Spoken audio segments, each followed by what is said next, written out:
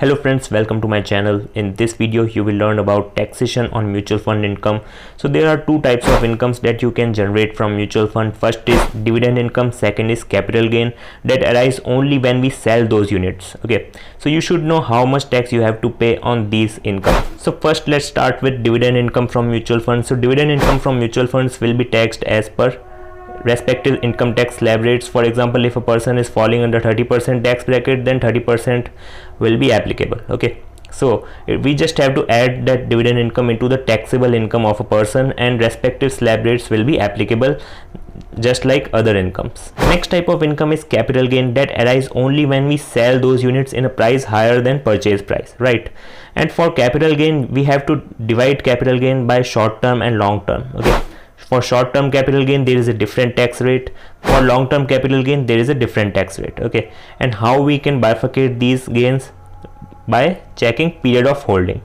So this table you can use for bifurcating these gains into short term and long term.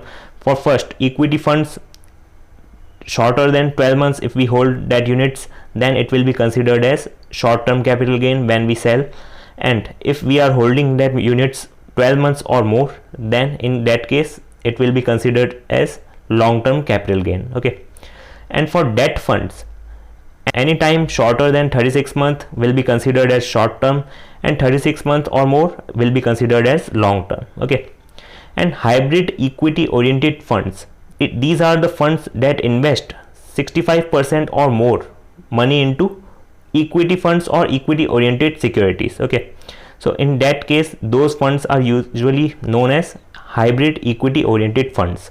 So in that also 12 months we have to check. Anything shorter than 12 months we have to consider it as short term capital gain, and 12 months or more it will be considered it as long term capital gain.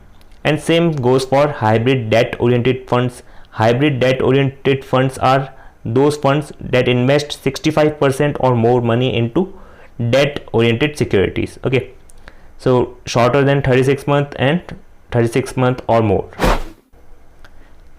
So after bifurcating short term capital gain and long term capital gain, we just have to apply tax rates as per the different kinds of funds and different types of gains.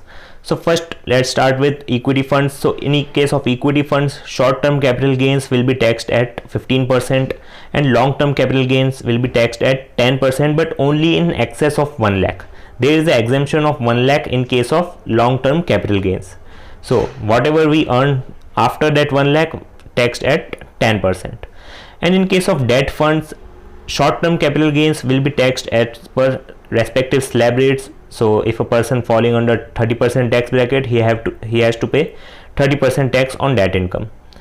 And in case of long term capital gains, 20% tax will be applicable. So as you can see, equity funds are more beneficial in terms of tax, and government is also promoting these equity investments. That's why the tax rate is very much lower than debt oriented funds. And in case of hybrid equity oriented funds, same, it will be considered as equity funds and tax rates is also same. So as you can see, short term capital gains 15% tax, and for long term capital gain 10% tax on above 1 lakh. Okay, and in case of hybrid debt oriented funds, for short term capital gain tax will be as per respective slab rate, and for long term 20%. Okay, because 65% or more is obviously invested in debt securities, so it will be considered as a debt fund. Okay, so that's why tax rates is also same. And in equity oriented funds, 65% or more invested in equity shares or equity oriented securities, so that's why it will be considered as an equity fund, and tax rates is also the same.